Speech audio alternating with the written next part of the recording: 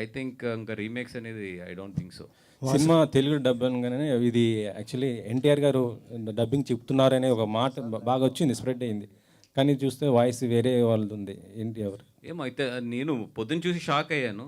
ఎందుకంటే మేము గమ్మున ఆయన్ని అప్రోచ్ అవ్వడం కానీ బికాస్ వీ నో దట్ చాలా బిజీ ఉన్నారు ఆయన. ఫైటర్ షూటింగ్లో ఉన్నట్టున్నారు.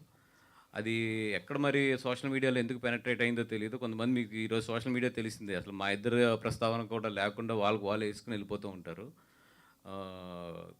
ఎందుకంటే మాకున్న చాలా షార్ట్ టైం, ఈ షార్ట్ టైంలో ఏది బెస్ట్ చేయగలదో చూస్తున్నాం. కానీ గమ్మున పొరపాటును కూడా అట్లాంటిది మేము ఆయన్ని అప్రోచ్ అవ్వడం కానీ అట్లాంటిది అసలు లేదా ఆయన మా ఇది చెప్పడం కానీ ఇది లేదు. అది ఎక్కడో సంథింగ్ రాంగ్ కమ్యూనికేషన్ అదంతా కూడా.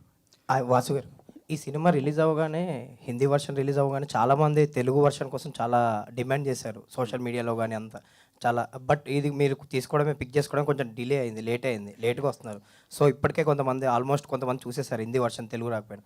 సో లేట్ అయింది, ఎందుకు అంత అప్రోచ్ లేట్ అయింది అంటే ముందు నుంచి? అంటే వన్ థింగ్, నేను చూస్తాను కూడా ఒక 4-5 డేస్ లేట్ అయ్యాను. అపార్ట్ ఫ్రమ్ దట్ ఏంటంటే చేద్దాం అనుకున్న తర్వాత ఇదివరకు అంత ఈజీగా లేదు. ఇప్పుడు సెన్సార్ ప్రాసెస్ కానీ ఇవన్నీ కూడా.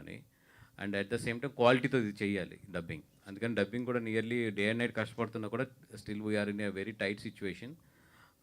అండ్ సెకండ్ థింగ్ కొంచెం నేను చూడటం లేట్ అయింది. లేదంటే ఫస్ట్ డే నేను చూసుంటే మాత్రం డెఫినెట్గా కొంచెం 1 వీక్ ఎర్లీగా తీసుకొద్ది. సో మీరు చూడడం లేట్ అయింది.